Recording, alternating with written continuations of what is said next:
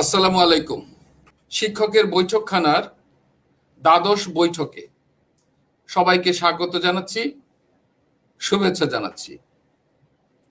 আজকের বৈঠকের আলোচনার বিষয় বিশ্ববিদ্যালয় ভর্তি পরীক্ষায় আইসিটি। আমরা সবাই জানি যে আইসিটি বিশ্ববিদ্যালয় ভর্তি পরীক্ষার নির্ধারিত বিষয় ছিল না। এবছরই 19টি বিশ্ববিদ্যালয়ে ভর্তি পরীক্ষা নেওয়া হবে গুচ্ছ পদ্ধতিতে। গুরুত্বপূর্ণ ভূমিকা পালন করবে আইসিটি বিষয়টি, কারণ আমরা মান বন্টন দেখলেই বুঝতে পারবো। এই আইসিটি নিয়ে যেহেতু কথা হবে, সুতরাং আজকের আলোচনায় আমি কথা একেবারেই বলবো না বলা চলে। আজকের এই দ্বাদশ বৈঠকের আলোচনায় অতিথি হিসেবে আমার সঙ্গে যোগ দিয়েছেন জনাব মোহাম্মদ ইসমাইল, যিনি সহকারী অধ্যাপক, Rajendrapur cantonment public school and college ICT বিভাগের সহকারী অধ্যাপক। সংযুক্ত হয়েছেন জনাব বিকাশ চন্দ্র মণ্ডল, বিবিয়ানা মডেল কলেজ, সেই সুনামগঞ্জের বিবিয়ানা মডেল কলেজের প্রভাষক। সংযুক্ত হয়েছেন জনাব আব্দুল জলিল ফরাজি, প্রভাষক, রোভারপল্লী ডিগ্রি কলেজ। এবং আরো আমাদের সঙ্গে রয়েছেন জনাব আলামিন, প্রভাষক, ইকবাল সিদ্দিকী কলেজ। আপনাদের সবাইকে স্বাগত জানাচ্ছি আজকের আলোচনায়। এই আলোচনার মূল উদ্দেশ্য আমাদের শিক্ষার্থীরা যারা বিশ্ববিদ্যালয় ভর্তি যুদ্ধে অবতীর্ণ হতে যাচ্ছে তারা যেন নিজেদেরকে অসহায় মনে না করে। আইসিটি যেহেতু নতুন বিশ্ববিদ্যালয় ভর্তি যুদ্ধের জন্য, এই বিষয়ে তারা যেন আপনাদের কাছ থেকে একটি দিক নির্দেশনা পায়, সেই উদ্দেশ্য থেকেই, কোনো নির্দিষ্ট কলেজ নয়, বাংলাদেশের সকল ছেলেমেয়েরা যেন আপনাদের আলোচনা থেকে কিছুটা হলেও উপকৃত হতে পারে, সেই প্রত্যাশা থেকে আমরা আজকে এই দ্বাদশ বৈঠককে সাজিয়েছি। প্রথমেই আমরা একটি ভিডিও ক্লিপ দেখব মাছরাঙ্গা টেলিভিশনের সৌজন্যে। তারপরেই আলোচনা শুরু করবেন সহকারী অধ্যাপক জনাব মোহাম্মদ ইসমাইল। তাহলে আমরা ভিডিও ক্লিপটি দেখে আসি। দেশে পাবলিক বিশ্ববিদ্যালয় আছে 46টি আর বেসরকারি মিলিয়ে 156টি। অনার্সে ভর্তির জন্য সাধারণত নিজস্ব পদ্ধতিতে পরীক্ষা নিয়ে থাকে এসব বিশ্ববিদ্যালয়। তবে এবছর 19টি বিশ্ববিদ্যালয়ে গুচ্ছ পদ্ধতিতে পরীক্ষা হবে। এগুলোর মধ্যে রয়েছে সাধারণ বিশ্ববিদ্যালয় এবং বিজ্ঞান ও প্রযুক্তি বিশ্ববিদ্যালয়। এই পদ্ধতিতে শিক্ষার্থীরা একটি পরীক্ষায় অংশ নেবে, তাতে পাওয়া নম্বরের ভিত্তিতে এবং চাহিদা অনুযায়ী ভর্তির সুযোগ পাবে। বিশ্ববিদ্যালয় মঞ্জুরি কমিশন সিদ্ধান্ত নিয়েছে এবছর এবং গত বছরের এইচএসসি ও সমমানের পরীক্ষায় উত্তীর্ণ শিক্ষার্থীরা ভর্তি পরীক্ষায় অংশ নিতে পারবে। তবে এসএসসি ও এইচএসসির কোনো পরীক্ষার ফল জিপিএ 3-এর নিচে থাকলে আবেদন করা যাবে না। যারা মানবিকে তাদের এসএসসি এবং এইচএসসিতে মিলে মোট জিপিএ 6 থাকতে হবে, আর কোনোটাতেই 3-এর কম না। একইভাবে বাণিজ্যে 6.5 থাকতে হবে এবং কোনোটাতেই 3-এর কম না। আর বিজ্ঞানে ওই পরীক্ষা মিলে 7 থাকতে হবে এবং কোনোটাতেই 3-এর কম না। 19-এর ছাত্র যারা উত্তীর্ণ তাদেরকে সব বিশ্ববিদ্যালয়ে হয়তো ভর্তি নাও করতে পারে, এটা প্রত্যেক বিশ্ববিদ্যালয়ের নিজস্ব ব্যাপার। যেমন জগন্নাথ বিশ্ববিদ্যালয়ে আমরা আরও বেশ কয়েক বছর আগের থেকেই পুরনো যারা ছাত্র তাদেরকে ভর্তি করি না, ফ্রেশ যারা তারা ভর্তি করি। আবার কোনো কোনো বিশ্ববিদ্যালয় নেয়, সেটা একান্তভাবেই ওই বিশ্ববিদ্যালয়গুলোর ব্যাপার। গতকাল হওয়া এই সিদ্ধান্ত অনুযায়ী 100 নম্বরের এই পরীক্ষা হবে বহু নির্বাচনী প্রশ্নে। উচ্চ মাধ্যমিকের পাঠ্যসূচির ভিত্তিতে বিজ্ঞান, মানবিক, ব্যবসায় শিক্ষা বিভাগের জন্য আলাদা 3টি পরীক্ষা নেওয়া হবে। এই যে বিজ্ঞান, মানবিক এবং বাণিজ্যের যে 3টি পরীক্ষা আমরা নেব, সেই পরীক্ষার প্রাপ্ত নম্বর সকলটি, অর্থাৎ 0 থেকে 100-র মধ্যে যে যতই পাবে, সকল প্রাপ্ত নম্বর আমরা ওপেন করে দেব। শিক্ষার্থীবৃন্দ তারা তাদের পছন্দ অনুযায়ী বিশ্ববিদ্যালয়ে তারা আবেদন করবে এবং আবেদন করার পর তাদের আর কোনো লিখিত পরীক্ষা হবে না। ওই যে আমরা গুচ্ছ পদ্ধতিতে 3টি স্ট্রিমে পরীক্ষা নিলাম, সেই পরীক্ষার প্রাপ্ত নম্বরটি সেই স্ব বিশ্ববিদ্যালয় তাদের ভর্তি প্রক্রিয়াতে মেধা তালিকা তৈরির জন্য ব্যবহার করবে। 19টি বিশ্ববিদ্যালয়কেই পরীক্ষার কেন্দ্র হিসেবে ব্যবহার করা হবে। পরীক্ষার তারিখ ঠিক করা হবে করোনা পরিস্থিতি বিবেচনা করে। নুরুন নাহার উইলি, মাছরাঙা সংবাদ, ঢাকা। হ্যাঁ, আমরা মোটামুটি কিছু তথ্য জেনে আসলাম। তো এখন আমাদের সামনে কথা বলার জন্য আহ্বান জানাচ্ছি সহকারী অধ্যাপক মোহাম্মদ ইসমাইল, জনাব মোহাম্মদ ইসমাইল। ধন্যবাদ স্যারকে। বিসমিল্লাহির রহমানির রহিম। সুপ্রিয় শিক্ষার্থীবৃন্দ, যারা 2020-2021 সেশনে ইউনিভার্সিটি ভর্তি যুদ্ধে অংশগ্রহণের জন্য প্রস্তুতি নিচ্ছ, তোমাদের জন্য আজকের আমাদের এই আলোচনা অনুষ্ঠান। আশা করি সবাই ভালো আছো। আসসালামু আলাইকুম, সবাইকে শুভ সন্ধ্যা। 2020-2021 শিক্ষাবর্ষে এবার ক্লাস্টার মেথডে অ্যাডমিশন টেস্ট শুরু হবে, মানে গুচ্ছ পদ্ধতিতে প্রশ্নপত্র প্রণয়ন এবং পরীক্ষায় অংশগ্রহণ করতে হবে। দেশের পাবলিক ইউনিভার্সিটি এবং বিজ্ঞান ও প্রযুক্তি বিশ্ববিদ্যালয় মিলে প্রায় 19টি ইউনিভার্সিটি অলরেডি সহমত পোষণ করেছে একই প্রশ্নে পরীক্ষা নেওয়ার জন্য। এবং অলরেডি গত বছর আমরা জেনেছি 2019-20 শিক্ষাবর্ষে 60টি এগ্রিকালচারাল ইউনিভার্সিটি এই নিয়মে ভর্তি পরীক্ষা নিয়েছে এবং তেমন কোনো সমস্যা হয়নি।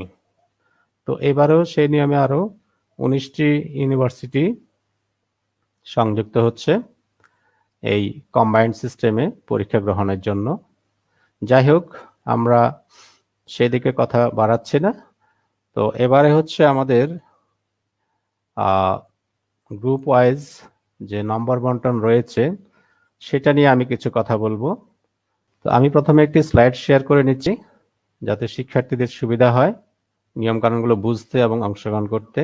তো স্লাইড শেয়ারিং আসতে একটু সময় নিচ্ছে। অলরেডি স্যার একটা ইনফরমেশন দিয়েছেন। মোটামুটি মিনিমাম জিপিএ যেটি দরকার হবে সেটি হচ্ছে সায়েন্স গ্রুপের জন্য মিনিমাম জিপিএ লাগবে হচ্ছে 7.00 both SSC plus HSC মিলে, but not less than each exam 3.00। কোনো পরীক্ষায় 3-এর নিচে হবে না। দুটো মিলে হচ্ছে সায়েন্স গ্রুপের জন্য এসএসসি এবং এইচএসসি মিলে আপনারা দেখতে পাচ্ছেন জিপিএ 7.00 দরকার হবে উইদাউট 4 সাবজেক্ট।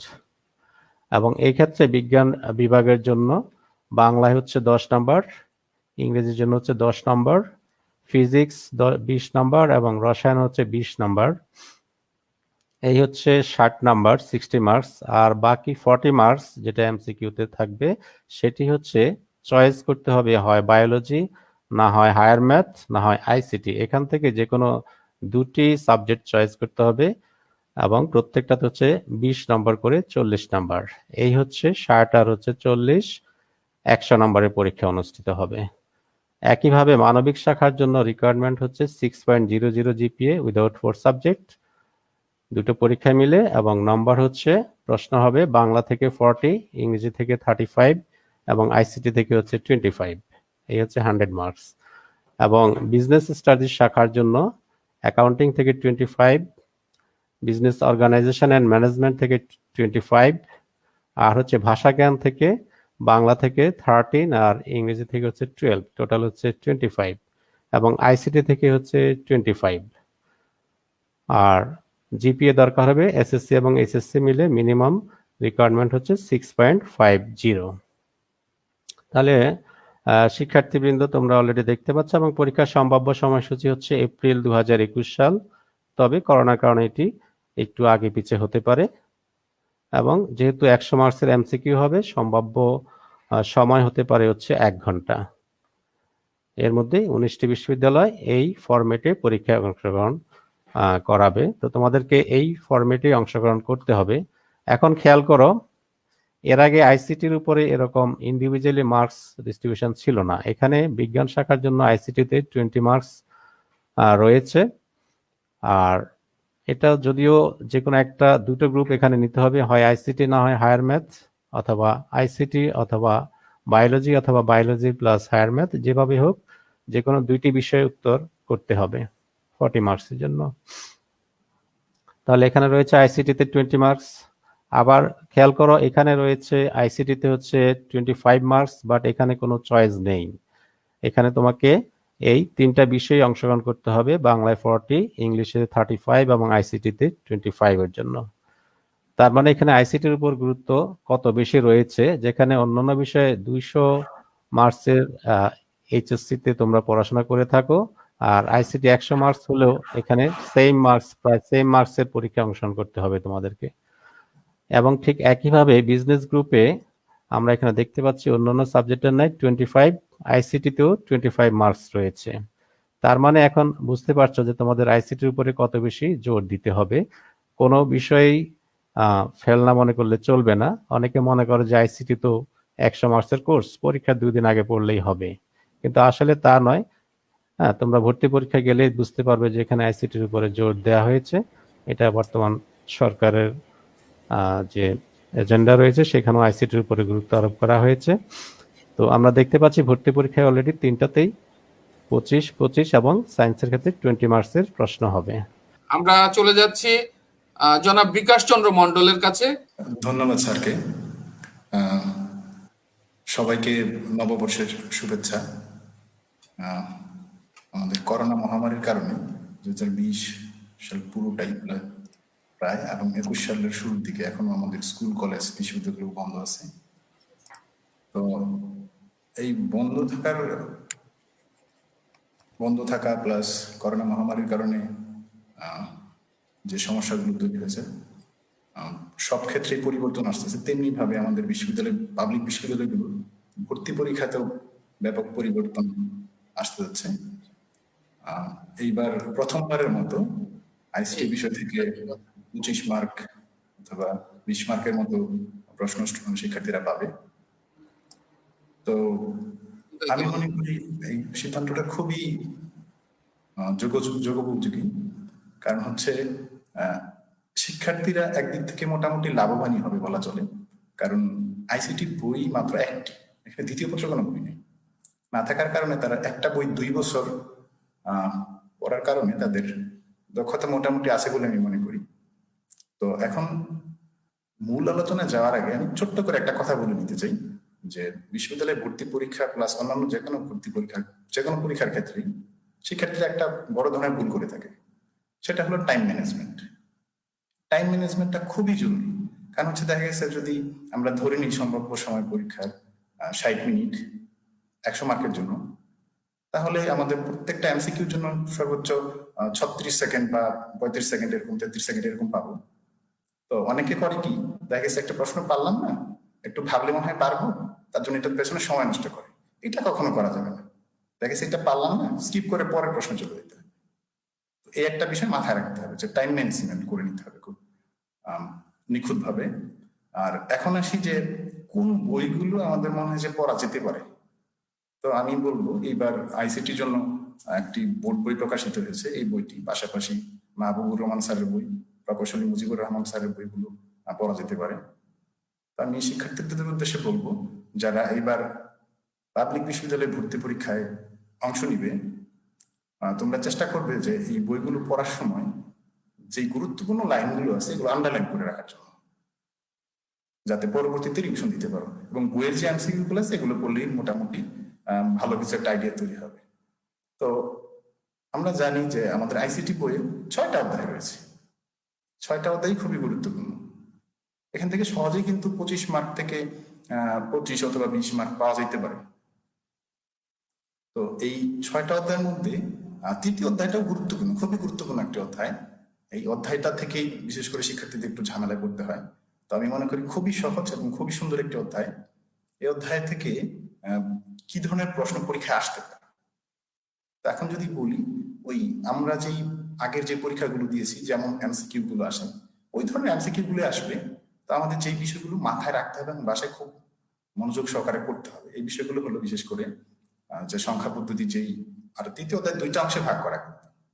একটা হচ্ছে সংখ্যা পদ্ধতি, আরেকটা হলো আমাদের ডিজিটাল ডিভাইস। ঠিক আছে, এখন এই সংখ্যা পদ্ধতি এবং ডিজিটাল ডিভাইস থেকে প্রশ্ন আসতে পারে মোটামুটি 5 থেকে 6 মার্ক অথবা তার চেয়ে বেশি আসতে পারে। এখন কথা হলো, এই মার্কগুলো পেতে হলে বিশেষ করে সংখ্যা পদ্ধতি সম্পর্কে সমগ্র ধারণা থাকতে হবে। এটা প্রকারভেদগুলো, কোন সংখ্যা পদ্ধতির ভিত্তিটা কত, অথবা কোন একটা সংখ্যা পদ্ধতির নাম বলে দেওয়া হলো যেটার ভিত্তিটা কত লিখো। সংখ্যা পদ্ধতির যে রূপান্তর গুলো আছে সেগুলো জানতে হবে। তারপরে রূপান্তর গুলোর মধ্যে কিন্তু আবার 3টা স্টেপ আছে আমাদের। যেমন ডেসিমাল থেকে বাকি সবগুলো রূপান্তর করা যায়। আবার বাকি সকল সংখ্যা পদ্ধতি যেমন বাইনারি, অক্টাল, হেক্সাডেসিমাল থেকে ডেসিমাল আসা যায়, তারপরে আবার হেক্সা থেকে বাইনারি, এগুলো শর্টকাট নিয়মগুলো কিভাবে জানা যায় এগুলো একটু জানতে হবে। আর শিক্ষার্থীদের উদ্দেশ্যে আমি আরেকটা কথা বলে রাখতে পারি যে ক্যালকুলেটরের ব্যবহারটা করা শিখে রাখা যাইতে পারে, তবে এই ক্যালকুলেটরের ব্যবহারটা এখনো করা যাবে কিনা পরীক্ষায় এটা এখনো শিওর নয়, কারণ হচ্ছে এই সিদ্ধান্তটা সম্পূর্ণই নির্ভর করতেছে বিশ্ববিদ্যালয়গুলোর উপর যে ওনারা ক্যালকুলেটর ব্যবহার করতে দিবে কিনা। আমি মনে করি শিখে রাখা যাইতে পারে, কারণ শিখে রাখলে পরবর্তীতে হয়তো দেখা যাচ্ছে যদি ব্যবহার করতে দেয় তাহলে আমরা একটা ভালো আশা করতে পারি। আর এই সংখ্যা পদ্ধতির একটা অংশ থেকে আসবে কোড। এই কোডের যে অংশটা আছে সেখান থেকে বিশেষ করে ওই মাহবুবুর রহমান স্যারের একটা রেফারেন্স দিয়ে বলি আমি, 215 নম্বর পেজে একটা ছক আছে তুলনামূলক বিভিন্ন সংখ্যা পদ্ধতির যে কোডগুলো আছে চ্যাপ্টারে, এই কোডগুলোর মধ্যে থেকে ওই ছকটা যদি আমরা ভালো করে একটু দেখতে পারি তাহলে ওই সংখ্যা, এই কোডগুলো কোনটা কে আবিষ্কার করেছেন, কোন সংস্থা আবিষ্কার করেছেন, কত সালে আবিষ্কার হয়েছে, এই বিষয়গুলো এখান থেকে জানতে পারবো। বিশেষ করে যদি আমি বলি কোডগুলোর মধ্যে সবচেয়ে ইম্পর্টেন্ট বিষয় হলো ইউনিকোডটা। এটা জানতে হবে যে ইউনিকোড কত বিটের হয়, তারপরে এখানে কতগুলো সংখ্যাকে নির্দিষ্ট করা যায়, তারপরে আস্কি কোডের যে একটা বিষয় আছে এখানে, যেমন আস্কি কোডে যেমন বড় হাতের এবিসিডি যদি বলি আমরা তাহলে এগুলার ডেসিমেল ভ্যালুটা কত হইতে পারে, যেমন এর ডেসিমেল ভ্যালু 65, তারপরে হচ্ছে আমাদের জেড এর ডেসিমেল ভ্যালুটা কত 97। এই বিষয়গুলো রাখলে মোটামুটি প্রশ্নগুলো আমাদের কমন করতে পারে আর কি আশা করি। আর তার পরবর্তী যেটা আছে দ্বিতীয় অংশ সেটা থেকেও প্রশ্ন আসবে এই আর কি। তো বইগুলো ভালো করে পড়তে হবে আর কি, মানে একদিক থেকে লাইন বাই লাইন ধরে ধরে রিডিং করতে হবে, কারণ মূল পাঠ্যটা অবশ্যই পড়তে হবে। ধন্যবাদ স্যার আপনাকে। আমরা আবার আপনার কাছে আসব। এখন আমরা শুনতে চাই রোভারপল্লী ডিগ্রি কলেজের আইসিটির প্রভাষক জনাব আব্দুল জলিল ফরাজি আমাদের ভর্তি যোদ্ধাদের জন্য কি বলতে চাচ্ছেন। জি ধন্যবাদ স্যার আজকে এই প্রোগ্রামে আয়োজন করার জন্য। প্রিয় শিক্ষার্থীবৃন্দ, নববর্ষের ইংরেজি নববর্ষের দ্বিতীয় দিনে সবাইকে শুভেচ্ছা। আজকে আমরা যে আলোচনা নিয়ে আসছি, আমরা যে আলোচনায় অংশগ্রহণ করছি সেটা হচ্ছে যে বিশ্ববিদ্যালয়ে আইসিটির ভূমিকা বা আইসিটির গুরুত্বপূর্ণ। তোমরা অবশ্যই জানো, শিক্ষার্থীদের উদ্দেশ্যে বলছি, তোমরা অবশ্যই জানো যে আইসিটিতে 100 মার্কের একটা পার্ট আছে, আর অন্যান্য সাবজেক্টগুলিতে 2 পার্ট করে আছে। সবগুলি বিষয়ে 2 পার্ট, শুধুমাত্র আইসিটিতে 1 পার্ট। আর বিশ্ববিদ্যালয়ে ভর্তির ক্ষেত্রেই আইসিটিকে বেছে নেওয়া হয়েছে এবং আইসিটিতে যথেষ্ট পরিমাণ মার্ক দেওয়া হয়েছে, 25 মার্কস। সায়েন্স, আর্টস, কমার্স সবার জন্যই আইসিটিকে অনেক গুরুত্বপূর্ণ বয়ে নিয়ে আসছে। তা আমি সেই উদ্দেশ্যে আইসিটির গুরুত্ব নিয়ে আমি কথা বলবো হচ্ছে যে আইসিটির কি ধরনের প্রশ্ন হতে পারে, এবং আমি HTML সম্পর্কে কিছু ধারণা দিব তোমাদেরকে। HTML এ আসলে কি ধরনের প্রশ্নগুলি হয়, বা আমরা যে এই বোর্ড পরীক্ষাগুলিতে অংশগ্রহণ করেছি সেই বোর্ড পরীক্ষাগুলোতে কি ধরনের প্রশ্নগুলি আসে, আর প্রশ্নগুলি হবে MCQ টাইপ। আজকে আমরা সেই বিষয়ে আলোচনা করব। আমি তোমাদেরকে আরেকটু সহজ করে বলতে পারি যে আমরা বোর্ড পরীক্ষাতে যেই প্রশ্নগুলি যেভাবে আসে, আমার মনে হয় যে MCQ বিশ্ববিদ্যালয়ে ভর্তির ক্ষেত্রেও সেই ধরনের পরীক্ষা আসবে, সেই ধরনের টাইপগুলি আসবে আর কি। আর যেহেতু এটা এই বছরই গুচ্ছ পরীক্ষা পদ্ধতি প্রথম, সেক্ষেত্রে তোমাদের জন্য কিছুটা ইজি হওয়ার সম্ভাবনা আছে। আমি বলবো না ইজি হবে, তবে সম্ভাবনা আছে, যেহেতু করোনাকালীন একটা নতুন পদ্ধতি, সেক্ষেত্রে সহজে হতে পারে। এখন আমি HTML সম্পর্কে কিছু বলবো যে HTML এ কি ধরনের প্রশ্নগুলি হয়। যেমন হচ্ছে HTML এর জনক কি, HTML কত সালে আবিষ্কার করা হয়, HTML সর্বপ্রথম কোন ধরনের ব্রাউজার দিয়ে প্রদর্শন করা হয়, HTML এর পূর্ণরূপ কি, এই ধরনের প্রশ্নগুলি হতে পারে। এবং হচ্ছে HTML ভিতরে HTML দিয়ে তৈরি করা হয় ওয়েব ডিজাইন এবং ডেভেলপমেন্ট। মূলত ওয়েব ডিজাইনটি করা হয়, তার ভিতরে যখন আমরা ওয়েবসাইট নিয়ে কথা বলবো তখন HTML এর ভিতরে আসা হচ্ছে URL কি, URL এর পুনরূপ হচ্ছে ইউনিফর্ম URL এর পুনরূপ আসতে পারে, এবং হচ্ছে আইপি কি? Internet protocol. আমরা অনেক স্টুডেন্টের ব্যবহার করে ইন্টারনেট। ইন্টারনেট আসলে আইপি দ্বারা চিহ্নিত করা হয়। আইপি কত ধরনের, হ্যাঁ, এই ক্লাসিফিকেশনগুলি হয়। আইপি কত বিটের হয়ে থাকে, এগুলি প্রশ্নগুলি হয়। তারপর হচ্ছে যে HTML এর কিছু ট্যাগ ব্যবহার করা হয়। যখন HTML ডিজাইন করা হবে তখন আমরা কিছু হাইপারটেক্সট মার্কআপ ল্যাঙ্গুয়েজের সাহায্যে HTML গুলি তৈরি করি এবং সেক্ষেত্রে কিছু ট্যাগ ব্যবহার করা হয়। ট্যাগগুলি হয় যে হেডিং ট্যাগ হয়, মেটা ট্যাগ হয়, তারপর হচ্ছে আন্ডারলাইন ট্যাগ হয়। যেমন হতে পারে HTML এর হেডিং ট্যাগ কয় প্রকার, এগুলো নিয়ে প্রশ্ন হয়। তারপর হচ্ছে যে আমরা HTML যখন ডিজাইন করব তখন সেক্ষেত্রে কিছু ইমেজ যুক্ত করতে হয়। ইমেজ যুক্ত করার জন্য কি ধরনের সোর্স ব্যবহার করা হয়, যখন ইমেজ একটি ব্রাউজারে শো না করবে তখন সেটা কি ধরনের লেখা আসবে, তারপরে নতুন একটা উইন্ডো প্রদর্শন করার জন্য টার্গেট কি ধরনের হতে পারে, এই বিষয়গুলি আসে। এবং হচ্ছে আরো কিছু যে প্রশ্নগুলি হয়, কমপ্লিকেটেড প্রশ্ন হয়, যেমন হচ্ছে কিছু স্ট্রাকচার দেওয়া থাকে, এটা কি ধরনের স্ট্রাকচার।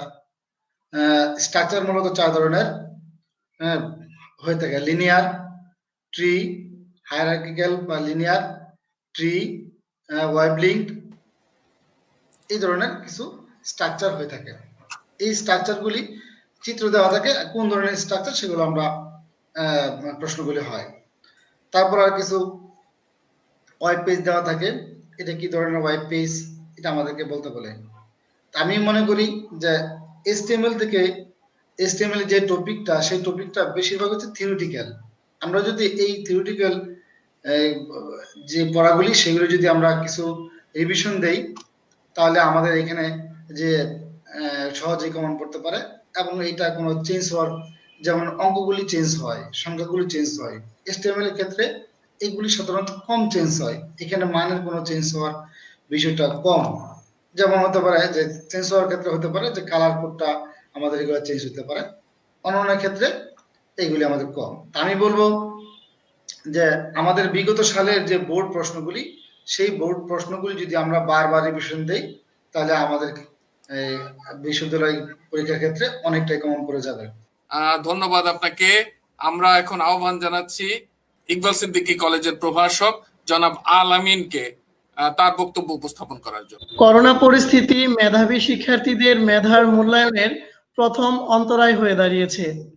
তেমনি আইসিটি গুচ্ছ পদ্ধতিতে ভর্তি পরীক্ষায় শিক্ষার্থীদের জন্য হয়েছে আশীর্বাদ শুরু। প্রথমে প্রিন্সিপাল স্যারকে ধন্যবাদ জানাচ্ছি আমাকে কিছু কথা বলার সুযোগ দেওয়ার জন্য, এবং শুভেচ্ছা ও অভিনন্দন জানাচ্ছি আজকের আলোচনায় যারা যুক্ত হয়েছেন। এই মুহূর্তে যারা এই অনুষ্ঠানটি লাইভ দেখছেন সবাইকে আন্তরিক শুভেচ্ছা ও অভিনন্দন জানাচ্ছি। আমার পূর্বের আলোচকবৃন্দ আজকের বিষয়ের উপর যে আলোচনা করেছেন তার সাথে সম্পূর্ণ একমত পোষণ করে আমি কিছু অভিব্যক্তি প্রকাশ করছি। শিক্ষার্থীরা, তোমরা ইতিমধ্যে জেনেছো ভর্তি পরীক্ষায় আইসিটি বিষয়ের ব্যবসা শিক্ষা এবং মানবিক শাখায় 25 নম্বরের এমসিকিউ প্রশ্ন আসবে। সেজন্য আইসিটি বইকে খুব গুরুত্ব দিয়ে পড়তে হবে। যেহেতু আইসিটি বইয়ে মাত্র 6টি অধ্যায় রয়েছে, সেজন্য অল্প পরিশ্রমী সহজেই 25 নম্বর উত্তর করা যাবে। আমি দুটি বিষয় নিয়ে আলোচনা করব। প্রথমটি হলো আইসিটি বিষয়ের প্রস্তুতির কৌশল নিয়ে এবং অন্যটি হলো অধ্যায়ভিত্তিক এমসিকিউ প্রশ্নের ধরন নিয়ে। গুচ্ছ পদ্ধতিতে ভর্তি পরীক্ষায় আইসিটি অন্তর্ভুক্ত করায় শিক্ষার্থীদের মনে অনেক প্রশ্ন হতে পারে, যেমন স্যার কোন বই পড়ব, কিভাবে পড়লে সর্বোচ্চ নাম্বার পাবো, আরও আসতে পারে এরকম কোন অধ্যায় থেকে কতটি এমসিকিউ প্রশ্ন আসবে, জ্ঞানমূলক এমসিকিউ আসবে নাকি বহুপদী আসবে না সমাপ্ত সূচক এমসিকিউ প্রশ্ন আসবে, এই ধরনের প্রশ্নগুলো হতে পারে। যেহেতু প্রশ্ন এইচএসসি সিলেবাস থেকে করা হবে, সেজন্য যে কোনো একটি আইসিটি মেইন বই তুমি পড়তে পারো। বাজারে অনেক লেখকের বই পাওয়া যায়, তুমি এইচএসসিতে যে বইটি পড়েছো সেই বইটি পড়তে আমি বলবো। এর সাথে মাহবুবুর স্যারের বইটি পড়ার জন্য আমি বলবো, যেখানে বিকাশ স্যার বলেছিল। এখন প্রশ্ন হতে পারে, আমরা যে পড়ব কিভাবে পড়ব? তোমরা শিক্ষণফল অনুযায়ী এমসিকিউ অনুশীলন করতে পারো। অনেক শিক্ষার্থী আবার জিজ্ঞাসা করতে পারে যে স্যার শিক্ষণফল আবার কি? তোমরা লক্ষ্য করে দেখতে পারবে প্রতিটি অধ্যায়ের প্রথমেই শিক্ষণফল দেওয়া রয়েছে। শিক্ষণফল হলো তুমি নির্দিষ্ট পাঠ পড়ে যা শিখতে পারবে তাই শিক্ষণফল। সম্পূর্ণ বইয়ের মধ্যে যেগুলো তোমার কাছে গুরুত্বপূর্ণ মনে হবে বা ভুলে যাওয়ার সম্ভাবনা আছে সেগুলোকে আন্ডারলাইন করে পড়তে পারো। যেভাবে তুমি এইচএসসি পরীক্ষার প্রস্তুতি নিয়েছিলে সেইভাবে প্রস্তুতি নিতে পারো। এছাড়াও টেস্ট পেপার, গাইড বইয়ের সহযোগিতাও নিতে পারো। আরেকটি বিষয় হলো কোন অধ্যায় থেকে কতটি এমসিকিউ থাকবে। যেহেতু এই প্রথম আইসিটি বিষয় ভর্তি পরীক্ষায় অন্তর্ভুক্ত করেছে, সেজন্য বলা খুবই কঠিন যে কতটি এমসিকিউ কোন অধ্যায় থেকে আসতে পারে। তবে আমরা সাধারণভাবে যদি চিন্তা করি, যেহেতু 25টি এমসিকিউ রয়েছে, সেজন্য আমরা বলতে পারি যে প্রতিটি অধ্যায় থেকে 5টি করে এমসিকিউ আসতে পারে। এছাড়াও বর্তমানে যেহেতু ইন্টারনেটের ব্যাপক প্রসার রয়েছে, ইন্টারনেটে আইসিটির অনেক কন্টেন্ট পাওয়া যায়। তুমি চাইলে কন্টেন্টগুলো ইউটিউব থেকে গুগল সার্চ করে কন্টেন্টগুলো দেখতে পারো। নিজে নিজে টিচারের সহযোগিতা ছাড়াও নিজের প্রবলেমগুলো সলভ করতে পারো। এ ছিল আমার প্রথম পর্বের আলোচনা। স্যার, ধন্যবাদ জনাব আলামিনকে। এরপরে আমরা ইসমাইল স্যারকে শুনতে চেয়েছিলাম, কিন্তু এই মুহূর্তে আমরা দেখতে পাচ্ছি স্যার ডিসকানেক্টেড হয়ে গেছেন। তাই আমরা স্যারের পরের জন অর্থাৎ বিকাশ স্যারের কাছে চলে আসলাম। আমরা বিকাশ স্যারের কাছে শুনবো তার পরবর্তী কথা। ধন্যবাদ স্যার। তো প্রথম অংশে আমি বলেছিলাম যে তোমাদের তৃতীয় অধ্যায় থেকে কি ধরনের প্রশ্ন হতে পারে শিক্ষার্থীদের, যে এরা কি করলে হয়তো ভালো মার্ক পেতে পারে। তো কিছু অংশ হয়তো আমি স্কিপ করে গিয়েছিলাম, তো তোমাদেরকে আবার একটু বলি। যেমন ধরো এই ধরনের প্রশ্নগুলো থাকে এমসিকিউ গুলো পরীক্ষায়, যে কোন একটা সংখ্যা দেওয়া থাকলো, বলা হলো যে এটা পরের সংখ্যাটি কত বা এটার আগের সংখ্যাটি কত। যেমন ধরো আমি উদাহরণ দিয়ে যদি একটু বলি, এফ সংখ্যাটির পরের সংখ্যাটি কত অথবা আগের সংখ্যাটি কত, অথবা আমাদের ওই বিভিন্ন সংখ্যা পদ্ধতি যে যোগ করার যে সিস্টেম গুলো আছে এগুলো কিন্তু জানতে হবে। যেমন আমি একটু উদাহরণ টেনে যদি বলতে চাই, যেমন বি এ অথবা ডি এ, আমি যদি একটু মজা করে বলি বাবা এবং দাদার যোগফলটা কত, 2020 চলে আসবে। তো এই বিষয়গুলো কিন্তু যোগ আকারে দেয়া থাকবে, বলবো যে এটার যোগফলটা কত, 4টা অপশন দেওয়া থাকবে, আমাদের এগুলো ব্যবহার করতে হবে।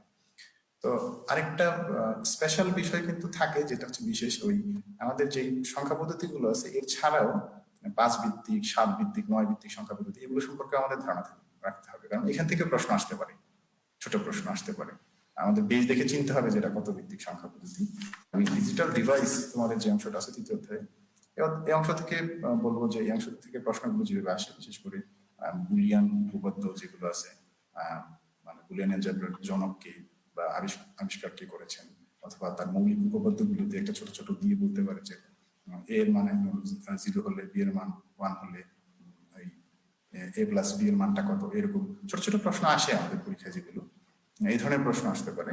আর ডি মর্গানের যে সূত্রগুলো আছে এগুলো একটু ভালো ধারণা রাখতে হবে। বুলিয়ানের দ্বৈত নীতি, এখান থেকে ছোট প্রশ্ন আসতে পারে। ভয় পাওয়ার তেমন কিছুই নেই, মানে প্রশ্নগুলো আসবে খুবই সহজ, কিন্তু টেকনিক্যাল হবে, একটু বুঝে শুনে উত্তর দিতে হবে। আর সেটা হলো সবচেয়ে বড় সমস্যা হলো কম সময়ের মধ্যে আমাদের উত্তরগুলো দিতে হবে, এটা হলো একটা বড় বিষয়। আর এখানে ওই সার্বজনীন গিট কি, তারপরে হচ্ছে সার্বজনীন একটা চিত্র দিয়ে বললো গেটের একটা চিত্র দেওয়া, বললো যে নিচে কোনটি সার্বজনীন গেট, অথবা নাম লেখা থাকলো নিচে কোনটি সার্বজনীন গেট, ওটা আমাদেরকে আইডেন্টিফাই করা লাগতে পারে এরকম। অথবা ছোট একটা সমীকরণ দেওয়া থাকলো যে এটা সরলীকরণ করলে এটা পরে কি হয়, এরকম বিষয়গুলো আসতে পারে। তারপরে হচ্ছে তোমার লজিক গেটের বাস্তব জীবন প্রয়োগ যেগুলো আছে আমাদের, এগুলো আমাদের থাকতে পারে পরীক্ষায়। যেমন আমি যদি একটা উদাহরণ দিই, নর গেটটা যে ওয়াশিং মেশিনে ব্যবহার করা হয়, তো এরকম ছোট ছোট প্রয়োগগুলো মানে ব্যবহারিক লাইফের যে প্রয়োগগুলো আছে এগুলো প্রশ্নের মধ্যে থাকতে পারে। তো এখন এগুলো জানার জন্য আমাদের বইগুলো ভালো করে রিডিং করতে হবে, তা না হলে কিন্তু আমরা জানতে পারবো না। আর ছোট প্রশ্ন যেগুলো এনকোডার ডিকোডার আছে, হাফ এডার ফুল এডার, এইসব ব্যাপারগুলো থেকে প্রশ্ন আসতে পারে। যেমন ছোট প্রশ্ন যদি হয়, বলা হয় যে এনকোডারের ইনপুট কয়টি আর আউটপুট কয়টি, মানে আমরা সবাই জানি এগুলো কি থাকে, যে এনকোডার ইনপুট যদি হয়, আউটপুট হবে এন সংখ্যক। এই বিষয়গুলো মাথায় রাখতে হবে, ঠিক আছে? আর যদি এরকম ছোট প্রশ্ন আসে a সমান 1, b সমান 0 হলো, তাহলে a এক্সক্লুসিভ b সমান কত, এই ধরনের ছোট প্রশ্নগুলি পরীক্ষা আসবে। ভয় পাওয়ার কিছু নাই। যদি আমরা একটু ভালো সময় দিই, বাসায় এখন থেকে শুরু করি, আশা করি মনে হয় যে ভালো একটা ফলাফল আমরা আশা করতে পারি। আর যেহেতু আইসিটি একটা বই, আমার মনে হয় যে অন্যান্য সাবজেক্টের তুলনায় এই সাবজেক্টে নাম্বার তোলাটা খুবই সহজ। আর একটা বই আমরা 2 বছর যাবত পড়ালেখা করতেছি, তার মানে আমাদের আইডিয়াটা একটু বেশি হবে, ঠিক আছে? আশা করি তোমরা বুঝতে পেরেছো কিভাবে পরীক্ষার প্রশ্নগুলো আসতে পারে। তোমাদের সবাইকে ধন্যবাদ এবং স্যারকেও ধন্যবাদ। ধন্যবাদ স্যার আপনাকে। ইসমাইল স্যার সংযোগ থেকে বিচ্ছিন্ন হয়েছিলেন, আবার যুক্ত হয়েছেন। সেই সুযোগে আমরা বিকাশ স্যারের কথা শুনে আসলাম।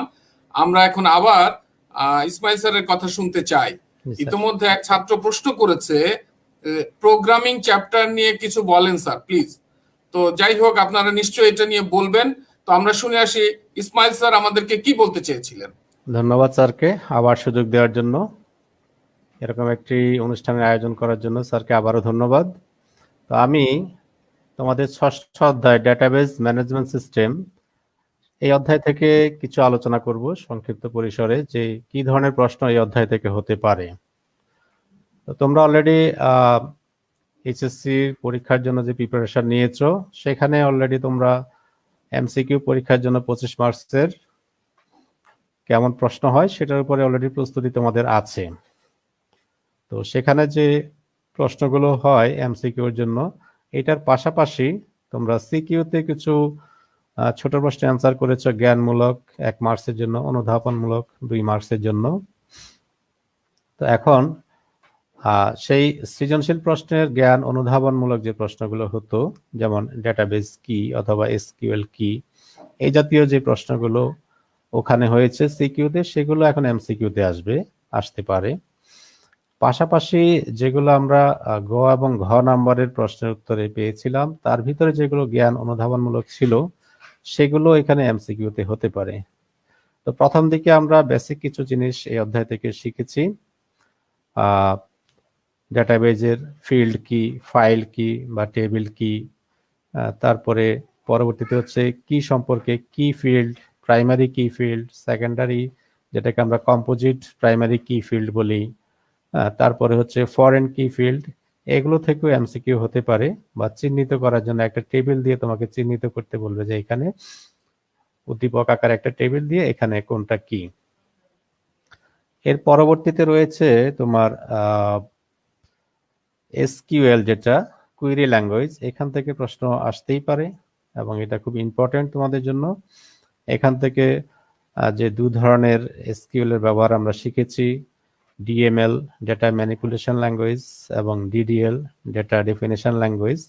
তো এই ল্যাঙ্গুয়েজগুলো থেকে সংক্ষেপে তোমাকে হয়তো সিনটেক্স চাইতে পারে, যে এটার জন্য ডেটা আপডেটের জন্য সিনটেক্স কোনটি, নিচের 4টা অপশন দেওয়া থাকবে, অথবা অল্টার করার জন্য কোন সিনটেক্স, অথবা উদ্দীপকে 2-3টা ক্লু দিয়ে তারপরে তোমাকে প্রশ্ন করা হলো যে এটার আউটপুট পাওয়ার জন্য এখানে কি কমান্ড দিতে হবে।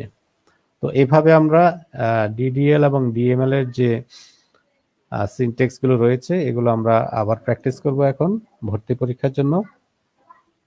বিশেষ করে ডেটা ম্যানিপুলেশনের জন্য বেশি প্রয়োজন হয়। তো ম্যানিপুলেশনের কমান্ডগুলো আবার তোমরা রিভিশন দেবে এই সময়ের মধ্যে।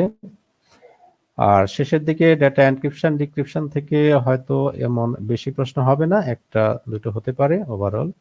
তো ওভারঅল আমাদের 6টা অধ্যায় রয়েছে এখানে, প্রথম অধ্যায় থেকে 6ষ্ঠ অধ্যায় পর্যন্ত।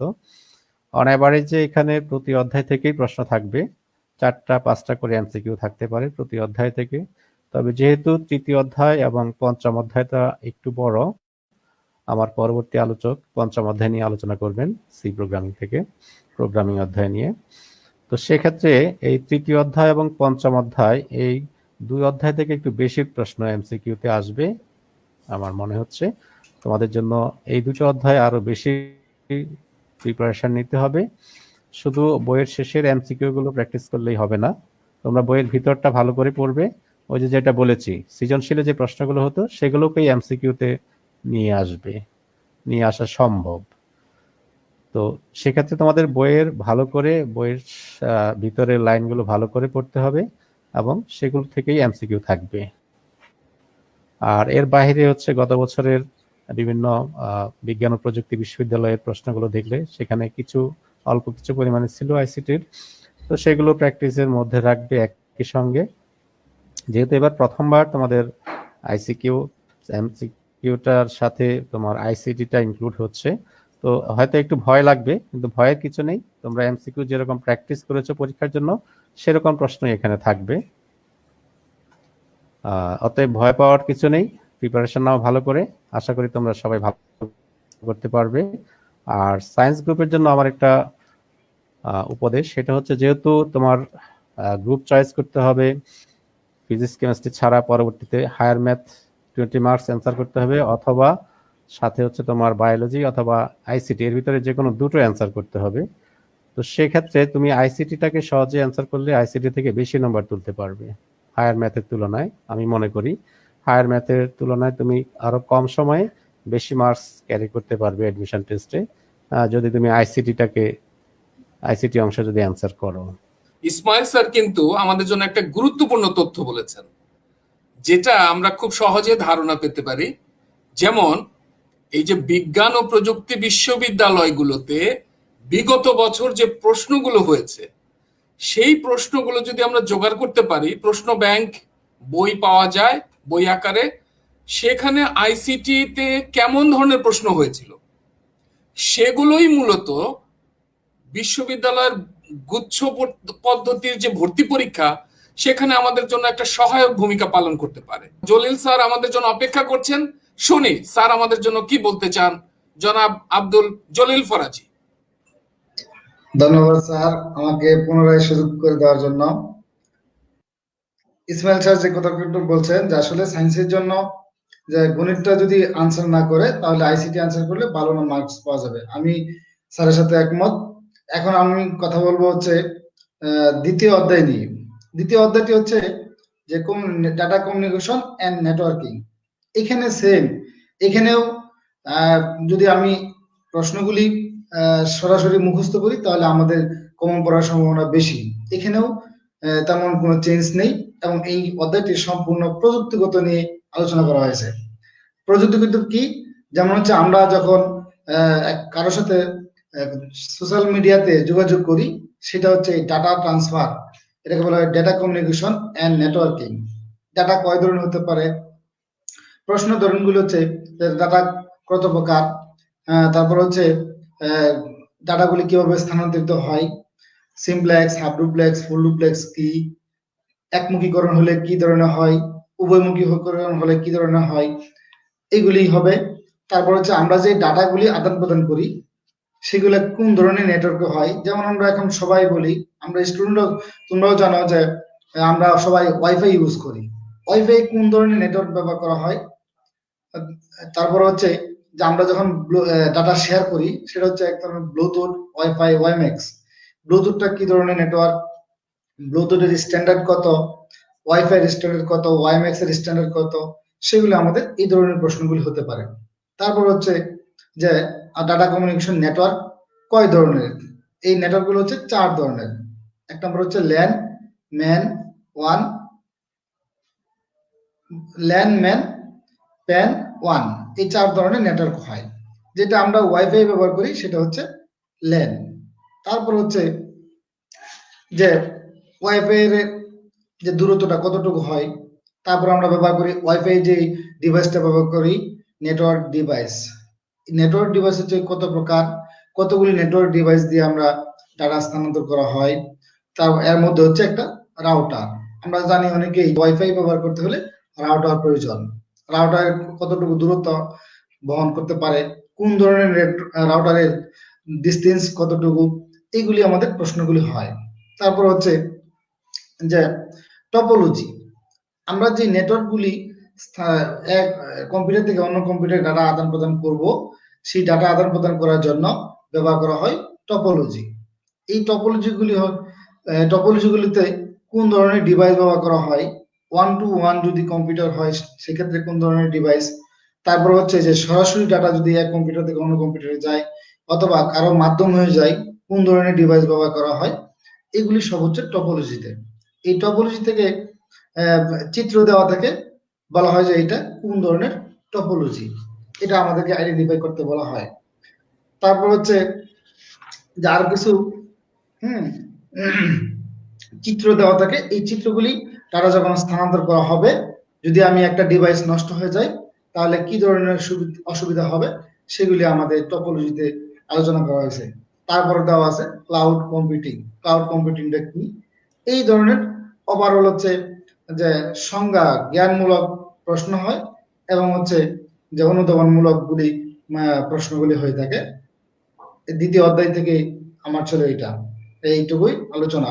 এবং ওভারঅল আমি স্টুডেন্টকে উদ্দেশ্যে বেশিরভাগ যে প্রযুক্তিগুলি ব্যবহার করে থাকো মোবাইল, ল্যাপটপ, ইন্টারনেটের মাধ্যমে, বাকিগুলি রিভিশন দিলে এই দ্বিতীয় অধ্যায় সম্পর্কে ধারণা পাওয়া যাবে। আর যে বোর্ডের যে প্রশ্নগুলি আছে সেই প্রশ্নগুলি যদি তোমরা রিভিশন দাও তাহলে আমার মনে হয় যে অনেকটাই কমন করে যাবে। আজকে স্যারকে অনেক অনেক ধন্যবাদ। ধন্যবাদ জলিল স্যারকে গুরুত্বপূর্ণ আলোচনা করার জন্য। আমরা আবার ফিরে যাব আলামিন স্যারের কাছে। ধন্যবাদ স্যার। এই পর্যায়ে আমি অধ্যায় ভিত্তিক এমসিকিউ প্রশ্নের ধরন নিয়ে আলোচনা করতে চাই।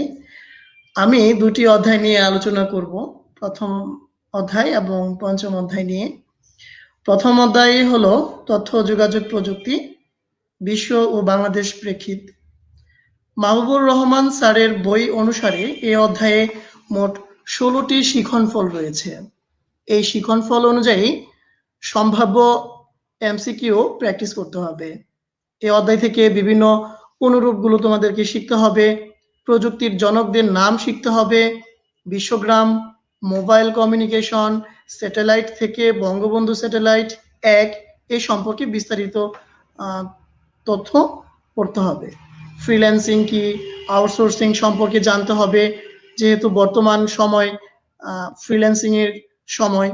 এছাড়াও ভার্চুয়াল রিয়েলিটি, কৃত্রিম বুদ্ধিমত্তা, robotics, cryosurgery, biometrics, nano technology, genetic engineering, যে এই সমস্ত টপিকগুলো রয়েছে রিটেন পার্টের মতো না, তোমার এই টপিকগুলো থেকে সাধারণ যেই বিষয়গুলো রয়েছে, বেসিক যে বিষয়গুলো রয়েছে, এগুলো তোমাদেরকে আন্ডারলাইন করে পড়া। কি কি কম্পিউটার ক্রাইম হতে পারে এই সম্পর্কে কিছু ধারণা রাখতে হবে। এরপরে আমি পঞ্চম অধ্যায় নিয়ে একটু আলোচনা করতে চাই। পঞ্চম অধ্যায়টি হলো, আমরা জানি যে প্রোগ্রামিং। আমরা সাধারণত স্টুডেন্টরা এই অধ্যায়টিকে অনেক ভয় পাই, এই অধ্যায় থেকে অ্যান্সার করতে বেশি আগ্রহ দেখাই না। এই অধ্যায় থেকে কিন্তু সহজেই প্রশ্নের উত্তর দেওয়া যায়। এখন কিন্তু এইচএসসি-তে যেভাবে রিটেন কোশ্চেন পড়েছিলে সেইভাবেই তুমি পড়ে এমসিকিউ উত্তর করতে পারবে, বা ওইভাবে পড়লেও কিন্তু এমসিকিউ প্রশ্নগুলো উত্তর করতে পারবে না। এই অধ্যায় থেকে সি প্রোগ্রামিং এর বেসিক বিষয়গুলো থেকে প্রশ্ন আসতে পারে, যেমন ইনপুট কি, আউটপুট কি, কিসের ইনপুট, কি ধরনের ইনপুট দেওয়ার জন্য কি ধরনের আউটপুট আসতে পারে। সম্পূর্ণ প্রোগ্রামিং এর আংশিক তোমার এমসিকিউতে থাকতে পারে। এরপর থাকতে পারে ভেরিয়েবল, অপারেটর, ফাংশন, যেটা টাইপগুলো, এগুলো থেকে প্রশ্ন আসতে পারে। এছাড়াও টাইপের বিভিন্ন ধরনের যে ছোট প্রোগ্রামগুলো রয়েছে, এই ছোট প্রোগ্রামগুলো থেকে প্রশ্ন আসতে পারে, যেমন যোগ বিয়োগের যে প্রোগ্রামগুলো রয়েছে। তারপরে রয়েছে কন্ট্রোল স্টেটমেন্ট, এই কন্ট্রোল স্টেটমেন্ট থেকেও কিন্তু প্রশ্ন, আমরা জানি যে বোর্ড প্রশ্নগুলোতে অনেক বেশি কন্ট্রোল স্টেটমেন্ট থেকে প্রশ্ন আসে। সেই জন্য কত ধরনের কন্ট্রোল স্টেটমেন্ট রয়েছে আমরা জানি, যে কন্ডিশনাল স্টেটমেন্ট এবং লুপ কন্ট্রোল স্টেটমেন্ট আমাদের পড়তে হয়েছে এইচএসসি বোর্ড পরীক্ষার জন্য। তো এই বোর্ড পরীক্ষায় যেগুলো আমরা স্টেটমেন্টগুলো পড়েছিলাম, সেখান থেকেই আমরা ছোট ছোট কন্ডিশন চেঞ্জ করলে প্রোগ্রামের আউটপুটের কি পরিবর্তন হয়ে যায়, এগুলো আমাদেরকে শিখতে হবে। সেগুলো তোমরা বইয়ের পিছনে যে এমসিকিউ গুলো রয়েছে সেখানে খুব সুন্দর করে দেওয়া আছে। এছাড়া বিভিন্ন সালের বোর্ড কোশ্চেন গুলো তোমরা সলভ করতে পারো। অথবা বিগত বছরে যে অ্যাডমিশন টেস্টে যে প্রযুক্তি যে এমসিকিউ গুলো এসেছিল সেগুলোর সহায়তা নিতে পারো। এই বছরের আইসিটির এক্সাম্পল হিসেবে, এমসিকিউর এক্সাম্পল হিসেবে। তো আমি আরো কিছু অ্যাড করতে চাই, যেমন বিসিএস এর সমাধান, যে এমসিকিউ প্রশ্নগুলো এসেছে সেগুলো তুমি সমাধান করতে পারো। এছাড়াও আমি বর্তমানে যারা দ্বাদশ শ্রেণীতে অধ্যয়নরত আছো তাদের জন্য একটি মেসেজ দিতে চাই। সেটি হলো যে তোমরা তো তাহলে নিশ্চয়ই এখন থেকে জেনে গিয়েছো যে তোমাদের জন্য এইভাবে এই প্রসিডিওরেই পরীক্ষাটা নেওয়া হবে, সেজন্য তোমরা এখন থেকেই প্রিপারেশন নিতে পারো। আমি আশা করি তোমরা নিবো। তাহলে শিক্ষার্থীরা এতক্ষণ যে পরামর্শগুলো দেওয়া হলো, যে নির্দেশনাগুলো দেওয়া হলো, এই নির্দেশনা অনুসারে পড়াশোনা চালিয়ে যাও। আশা করি ভর্তি পরীক্ষায় তোমরা সর্বোচ্চ নম্বর পাবেই। ধন্যবাদ আলামিন স্যারকে। আমরা মোটামুটি শেষ পর্যায়ে চলে এসেছি। আমাদের 4 জন স্যারই এখানে আছেন, সহকারী অধ্যাপক জনাব মোহাম্মদ ইসমাইল, তারপরে জনাব বিকাশ চন্দ্র মন্ডল, জনাব আব্দুল জলিল ফরাজি এবং জনাব আল আমিন। অনেক বড় বড় মন্তব্য আছে। ইসমাইল স্যার মনে হয় একটু কিছু বলতে চাচ্ছেন। আমরা একদম শেষ পর্যায়ে যদি ইসমাইল স্যার যদি 1 মিনিটে আমরা ইসমাইল স্যারের কাছ থেকে শুনতে চাই। আমার তার চেহারা দেখে মনে হচ্ছে কথাগুলো শেষ হয়নি স্যারের, আবার ডিসকানেক্টেড হয়ে গেছেন। যাই হোক, ইন্টারনেটের ঝামেলার কারণে অন্য যে স্যাররা আছেন, বিকাশ স্যার বা জলিল স্যার, আপনারা কি কিছু বলবেন আর, নাকি আমরা শেষ দিকে যাব? আমাদের নির্ধারিত সময় প্রায় শেষ হয়ে গেছে। তো যদি সংক্ষেপে কোনো কিছু বলতে চান তাহলে আমি দিতে চাই। সেই হিসেবে এখন সিরিয়াল বিকাশ স্যার এবং জলিল স্যার 1 মিনিট করে খুব সংক্ষেপে যদি একটু বলেন আমাদেরকে। জি, ধন্যবাদ স্যার। আমি বলবো স্যারকে ধন্যবাদ সর্বশেষ মুহূর্তে আমাকে একটু সুযোগ দেওয়ার জন্য। আসলে খুব সুন্দর একটি অনুষ্ঠানের স্যার আয়োজন করে থাকেন প্রিন্সিপাল স্যার। স্যারকে অসংখ্য ধন্যবাদ আমাকে আমন্ত্রণ জানানোর জন্য। আশা করি শিক্ষার্থীরাও অনেক উপকৃত হবে, শুধু এই কলেজের না, অন্যান্য যে কোনো কলেজের শিক্ষার্থীরা আশা করি উপকৃত হবে। আর গাজীপুরের মধ্যে সুনামধন্য এবং সেরা কলেজগুলোর মধ্যে একটি হচ্ছে ইকোসিটিকি কলেজ এবং কচিকাচা একাডেমি স্কুল শাখা, যেটা আশা করি এদের উত্তর আর উন্নতি হোক, সমৃদ্ধি লাভ হোক। স্যারের সুস্বাস্থ্য এবং দীর্ঘ কামনা করছি। ধন্যবাদ সবাইকে। ধন্যবাদ স্যারকে। আমরা এখন জনাব জলিল ফরাজির সর্বশেষ কথা শুনতে চাই। জনাব জলিল ফরাজি, প্রভাষক, রোভার পল্লী ডিগ্রি কলেজ। ধন্যবাদ স্যারকে। আমি স্টুডেন্টদের উদ্দেশ্যে বলতে চাই যে বিগত সালগুলিতে দেখা গেছে যে স্টুডেন্টরা অন্যান্য সাবজেক্টগুলি নিয়ে বেশি টেনশন ফিল করছে। সেক্ষেত্রে আইসিটি থেকে তাদেরকে প্রাধান্য না দিয়ে তারা তাদের গ্রুপ ভিত্তিক যে সাবজেক্টগুলি সেগুলিকে তারা বেশি প্রাধান্য দিয়েছে। সেক্ষেত্রে আমি স্টুডেন্টদেরকে উদ্দেশ্যে বলবো যে এখন তোমাদের সময় প্রায় শেষ, তোমাদের নেক্সট জেনারেশন যারা আছে তাদেরকে অবশ্যই এই কথাটা বলবা যাতে তারা আইসিটি কে মূল্যায়ন করে এবং আইসিটির যে খুঁটিনাটি বিষয়গুলি সেগুলি তারা খেয়াল করে স্টাডি করে। এবং তোমাদেরকে তোমাদের জন্য পরামর্শ হচ্ছে যে বিগত যে এমসি গুলি আছে, বিগত সালের এবং যে বইয়ের যে চ্যাপ্টারের শেষে যে এমসি গুলি আছে সেগুলি যদি তোমরা ভালোভাবে অধ্যয়ন করো, আশা করি তোমরা বিশ্ববিদ্যালয়ে ভর্তি পরীক্ষায় ভালো নাম্বার নিয়ে উত্তীর্ণ হতে পারবে। ধন্যবাদ স্যার। ধন্যবাদ জলিল স্যারকে। ইসমাইল স্যার বারবার আমাদেরকে ছেড়ে যাচ্ছেন, কিন্তু তিনি আমাদের ছেড়ে যেতে পারছেন না, আবার ফিরে আসছেন। আমরা ইসমাইল স্যারের কাছ থেকে শেষ কথা শুনতে চাই। ধন্যবাদ স্যারকে। আসলে আমি বারবার নেটওয়ার্কের বাইরে চলে যাচ্ছি, আবার জয়েন হচ্ছি। তো প্রথমত স্যারকে ধন্যবাদ আবারও জানাচ্ছি যে এরকম একটা সুন্দর আয়োজন করার জন্য, শিক্ষকের বৈঠকখানার জন্য। এরকম আয়োজন আশা করি স্যার আরো সামনে করে যাবেন, শিক্ষকদের নিয়ে, বিভিন্ন বিষয় নিয়ে, সমসাময়িক বিষয়গুলো নিয়ে বা শিক্ষার্থীদের এই ভর্তি পরীক্ষার বিষয়গুলো নিয়ে, যাতে শিক্ষার্থীরা আরো বেশি উপকৃত হয়। আর এই করোনাকালীন সময়ে অনলাইনে এরকম একটি আয়োজন সত্যি আশা করি শিক্ষার্থীদের জন্য খুব বেশি ফলপ্রসূ হবে। তো আমি আবারও বলছি, শিক্ষার্থীরা যারা 2020-21 শিক্ষাবর্ষে ভর্তি যুদ্ধে অবতীর্ণ হতে যাচ্ছ, আর 3 মাস পরেই তোমাদের একটা সম্ভাব্য ডেট রয়েছে, এপ্রিলে ভর্তি পরীক্ষা অনুষ্ঠিত হবে এই কম্বাইন্ড সিস্টেমে। তো তোমরা যারা এখনো ঘুমিয়ে আছো, আমি বলবো যে তোমরা জেগে উঠো, পড়াশোনা করো, আবারও বলছি পড়াশোনা করো। আর বিকল্প অন্য কোনো পদ্ধতি নেই। রেজাল্ট তোমার এইচএসসি যেভাবে হয়েছে, ইউনিভার্সিটির অ্যাডমিশন টেস্ট সেভাবে হবে না।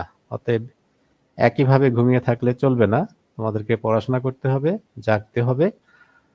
এবং তোমরা শুনে আসছো যে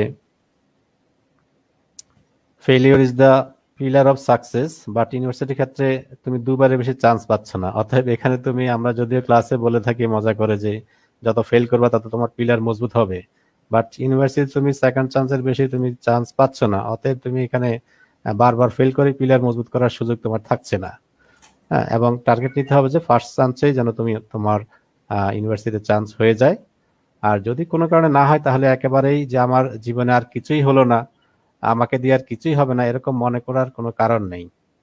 আমার ইন্টারমিডিয়েট লেভেলে একজন বন্ধু ছিল, তার ইউনিভার্সিটিতে চান্স হয় নাই, সেকেন্ড বয় ছিল, বাট পরবর্তীতে সে সিপিএ জয়েন করেছে, এখন সে মেরিন ইঞ্জিনিয়ার। তার প্রতি মাসে বেতন ড্র করে গত মাসে দেখা হলো যে 7 লক্ষ টাকা সে বেতন পায় অ্যাজ এ মেরিন ইঞ্জিনিয়ার হিসেবে, বাট তার ইউনিভার্সিটিতে ওই সময় চান্স হয় নাই। তো অতএব ওরকম আপসেট হওয়ারও কিছু নেই। হ্যাঁ, লেগে থাকতে হবে, চেষ্টা করতে হবে। জীবনে কোনো না কোনো পর্যায়ে তুমি সফল হতে পারবে, অধ্যবসায়ী হতে হবে এবং জ্ঞান চর্চার মধ্যে থাকতে হবে, তাহলে তুমি কোনো না কোনো পর্যায়ে সফল হতে পারবে। তো তোমাদের জন্য প্রথম টার্নিং পয়েন্ট হচ্ছে এইটা। প্রথম চান্সে যদি তুমি একটা ভালো ইউনিভার্সিটিতে চান্স পাও, অথবা বিজ্ঞান ও প্রযুক্তি বিশ্ববিদ্যালয় যেগুলো রয়েছে সেগুলোতে চান্স পাও, তাহলে তোমার জন্য আর 1 বছর লস হলো না। তুমি প্রথমবারেই উত্তীর্ণ হয়ে গেলে এবং মনোযোগ দিয়ে পড়াশোনা করে 4 থেকে 5 বছরে তুমি ভালো একটা ডিগ্রি নিয়ে বের হতে আসতে পারবে এবং ভালো মানুষ হয়ে বের হয়ে আসবে। সেটাই হচ্ছে আমাদের প্রত্যাশা। শুধু ভালো ডিগ্রি না, ভালো মানুষ হওয়া হচ্ছে বড় দরকার আমাদের এখনকার সময়ের জন্য, এখনকার সমাজের জন্য। ভালো মানুষ খুব বেশি প্রয়োজন সমাজে এবং রাষ্ট্রে। তো আবারও সবার সুস্বাস্থ্য কামনা করে আমি আমার আলোচনা এখানেই শেষ করছি। ধন্যবাদ ইকবাল সিদ্দিকী স্যারকে এরকম একটি সুন্দর শিক্ষকের বৈঠকখানা আয়োজন করার জন্য। আশা করি শিক্ষার্থীরা এখান থেকে উপকৃত হবে। ধন্যবাদ সবাইকে। ধন্যবাদ স্যার আপনাকে আপনার মূল্যবান পরামর্শের জন্য। স্যারের, ইসমাইল স্যারের কথা রেফারেন্স ধরে আমি একটু বলতে চাই, আজকের এই দিনেই আমাদের এক ছাত্র এসেছিল প্রায় 20 বছর পরে। ওর নাম হলো ইমাম হোসেন সোহাগ। সে এখন জার্মানিতে থাকে। আমাদের স্কুল থেকে স্কুলে সে পড়েছে 92 থেকে 99 পর্যন্ত। তারপর আমাদের স্কুল থেকে সে ক্যাডেট কলেজে গিয়েছে। ক্যাডেট কলেজে আমরা জানি যে সেখান থেকে সব ছেলে মেয়েদেরকে সরাসরি আইএসএসবি তে, অর্থাৎ সেনাবাহিনীর অফিসার র্যাঙ্কে ঢোকার জন্য, লেফটেন্যান্ট পদে ঢোকার জন্য তাকে কোনো লিখিত পরীক্ষা দিতে হয় না, সরাসরি ইন্টার সার্ভিস সিলেকশন বোর্ডের কাছে চলে যাওয়া যায়।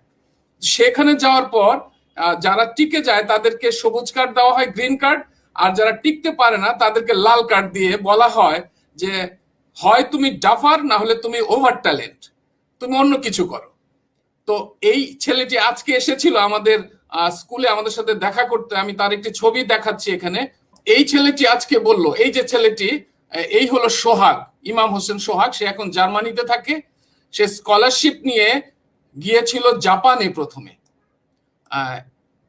সে আজকে বলেছে যে আমাকে আইএসএসবি থেকে আউট করা হয়েছে, অর্থাৎ আমি আর্মি অফিসার হিসেবে উপযুক্ত নই, এটা আমাকে বলে দেওয়া হয়েছে। তারপর আমি গিয়েছি জাপানে স্কলারশিপ নিয়ে, সেখানে পড়াশোনা করেছি। করার পর জাপানের একটা কোম্পানিতে আমার জব হয়েছে এবং সেই কোম্পানি এখন তাকে তাদের প্রতিনিধি হিসেবে জার্মানিতে পাঠিয়েছে। 3 বছর যাবত সে জার্মানিতে আছে এবং করোনা কালে তাকে যেহেতু অনলাইনে কাজ করতে হয়, সে বাংলাদেশে এসেছে এবং আমাদের সাথে দেখা করতে এসেছে। এবং সুতরাং বিশ্ববিদ্যালয়ে ভর্তি হতে না পারলে জীবন বৃথা, এই কথাও মনে হয় সঠিক না। ওই সময়ে যখন তাকে আইএসএসবি থেকে বের করে দেওয়া হয়েছে, তখন কিন্তু সোহাগের কাছেও মনে হয়েছে আমার জীবনটা বুঝি বৃথা হয়ে গেল। এখন কিন্তু সে আর এটা মনে করছে না। আমাদের মনে রাখতে হবে যে ভারতের সাবেক রাষ্ট্রপতি এপিজে আব্দুল কালাম, তিনি যখন বিমান বাহিনীতে ঢোকার জন্য চেষ্টা করেছিলেন পাইলট হিসেবে, 12 জনকে নেওয়া হয়েছে, তিনি 13 নম্বর হয়েছিলেন। একবার ভেবে দেখি, এপিজে আব্দুল কালাম যদি সেদিন বিমান বাহিনী যেতেন, তাহলে হয়তো তিনি বিজ্ঞানী হতেন না, ভারতের রাষ্ট্রপতি হতেন না, আমরা তাকে চিনতামই না, কারণ ভারতের বিমান বাহিনীর কোন অফিসারকে আমরা চিনি না। তো সুতরাং অনেক সময় ফেলোর থেকেও অনেক ভালো কিছু আসে, যদিও আমরা চাই না কেউ ফেল করুক। সময় অনেক হয়ে গেছে। স্যারদের 4 জনকে ধন্যবাদ, ইসমাইল স্যার, তারপরে বিকাশ স্যার, আব্দুল জলিল স্যার এবং আলামিন স্যার, আপনারা সময় দিয়েছেন, সেই জন্য আপনাদের কাছে কৃতজ্ঞতা। এই শিক্ষকের বৈঠকখানার দ্বাদশ বৈঠকে আপনারা অতিথি হিসেবে ছিলেন। এটা এমন এক অতিথি আপনারা হয়েছেন, কোনো চা খাওয়ানো লাগে না, কিচ্ছু করা লাগে না, দূর থেকে শুধু সংযুক্ত হন, আমাদের বৈঠকখানায় ঢুকে যান, আমরা কথা বলি মানুষের জন্য, ছেলে মেয়েদের জন্য।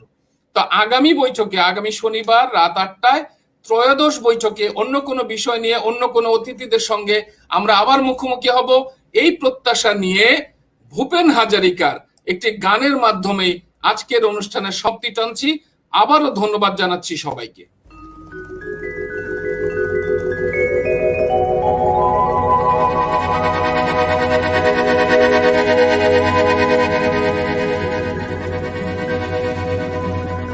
বিস্তীর্ণ দুপারের অসংখ্য মানুষের হাহাকার শুনেও নিঃশব্দে নীরবে ও গঙ্গা তুমি, গঙ্গা বইছ কেন?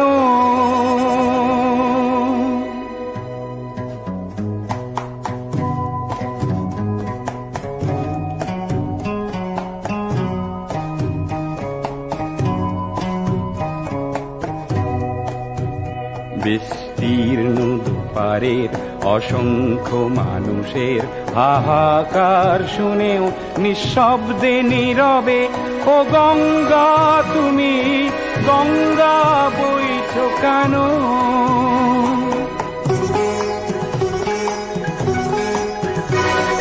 নৈতিকতার স্খলন দেখেও, মানবতার পতন দেখেও নির্লজ্জ অলস ভাবে বইছ কেন?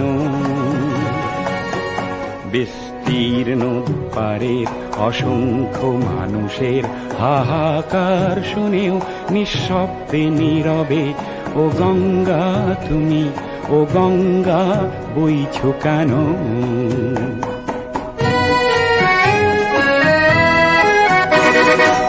জ্ঞানবিহীন নিরক্ষরের, খাদ্যবিহীন নাগরিকের নেতৃবিহীনতায় মৌন কেন? সহস্র বরষার উন্মাদনার মন্ত্র দিয়ে লক্ষ জনের সবল সংগ্রামী আর অগ্রগামী করে তোলো না কেন?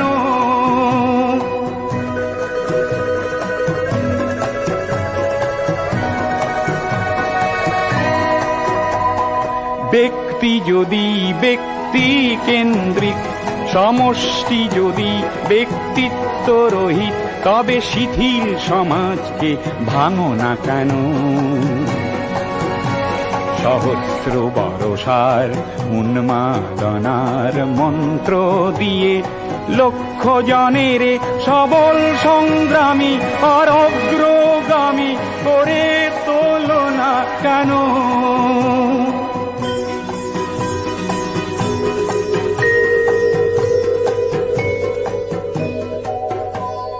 স্রোতস্বিনী কেন নাহিব, তুমি নিশ্চয় জাহ্নবী নও, তাহলে প্রেরণা দাও না কেন? উন্মত্ত ধরার কুরুক্ষেত্রের সরসজ্জাকে আলিঙ্গন করা লক্ষ কোটি ভারতবাসীকে জাগালে না কেন? বিস্তীর্ণ দুপারের অসংখ্য মানুষের হাহাকার শুনেও নিঃশব্দে নীরবে ও গঙ্গা তুমি, ও গঙ্গা বইছ কেন? বিস্তীর্ণ দুপারের অসংখ্য মানুষের হাহাকার শুনেও নিঃশব্দে নীরবে ও গঙ্গা